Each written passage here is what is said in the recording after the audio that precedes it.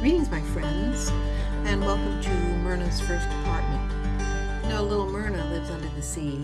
She's a young mermaid, and this is her place. She's got it all decorated just like she likes, and I thought you might want to make one for yourself. Today I'm using some products by Christy Friesen, her mold maker, her surface effects. I'm using stuff from Tiny Pandora, and I'm using a beautiful silk screen from Create Along, and I'll give you links so you can get that stuff too if you'd like to. First, I'm going to make my mold using Christy Friesen's mold maker. I am not a sculptor, I think everybody knows that. So I've got a little top from a bottle, it's a perfume bottle, and I'm going to make that face with it. So just follow instructions, it's easy to do. And I've put the translucent clay into that mold, and it's baking while we work on prepping the box. So I've sanded this down with some 150 sandpaper, and I made a stain out of acrylic paint. What I do is just get some acrylic paint in a little cup, you don't need very much, and water it down a lot, and paint it onto your wood surfaces, and then wipe it back off. And of course that's any color you want. And you know, same goes color-wise with this paper. This is just some pretty paper that I really liked. I don't know if it has anything to do with the ocean, but you want to get something that goes with your colors and kind of indicates your theme, and go from there because it'll have a lot of enhancement on top. So that's Mod Podge in the bottom there. I got a even layer, as even as I could, and I'm putting my paper in, and I'm making sure that it fits before I settle it down. This dry brush, I can push into all the corners. I can push the air bubbles out if there are any, and I can make sure there's no places where it's going to come up, because it's kind of hard to patch something like that if if it comes up off of the wood. It takes about this much Mod Podge to seal it. I'm going to do that too now so that I can move on to the other steps that we're going to do. And I'm just going to lay that out in a nice even coat and take a little time with it because that's going to be the final finish really on that part. And next I'm making a 3-part blend, and that's going to be both Myrna's blanket and her tapestry on the wall. Blends you can see all over the place. I'll give you a link to some of mine if you like. Then I'm going to silk screen it. I love this Floral Fantasy silk screen. It's by Create Along, and directions come with that also. It's very simple. I'm going to use a pearl white paint, and you just scrape over it.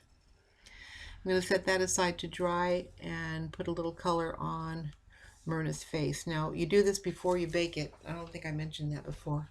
And I'm using my little brushes from Tiny Pandora. That's the Baby Bear collection. So here we've got her hair, and I know I'm going kind of fast with the sculpture part, but really, you don't want to listen to me about sculpture. I just made a shape that looks like she's laying there, and boy, covered it up with that blanket with a quickness because honestly, if I had to make her body, I probably couldn't. So I'm going to put that in the oven to bake and work on my frame here a little bit more. This is the point at which I had just put that top coat on. It wasn't quite dry, but it doesn't need to be because I'm taking some Sobo glue, which is a really heavy body thick glue. And I'm using a disposable brush because there's nothing I like, less than trying to get glue out of brushes. So you get a pretty good sized gob of this Sobo glue because it's really good stuff. And you've got uneven surfaces, on these shells.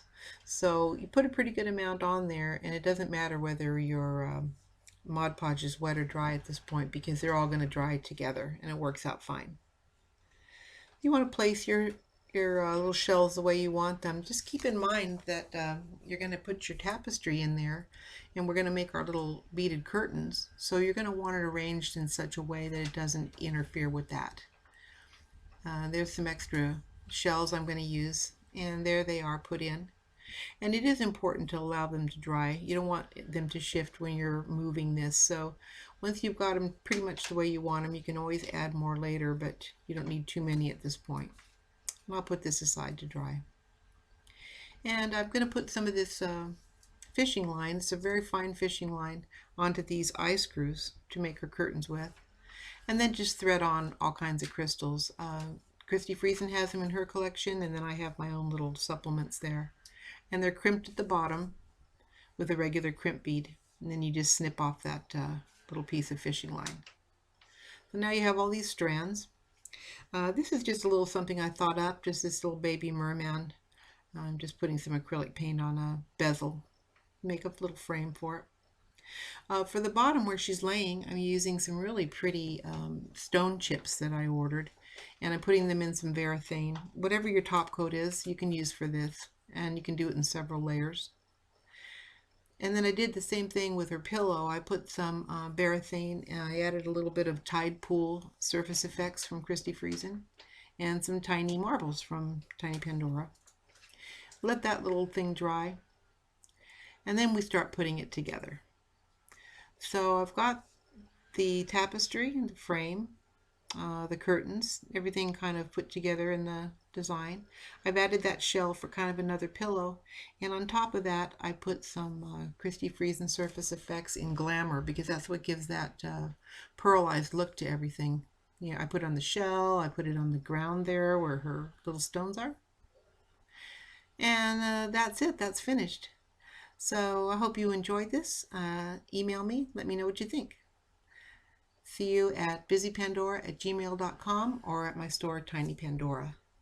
Bye-bye.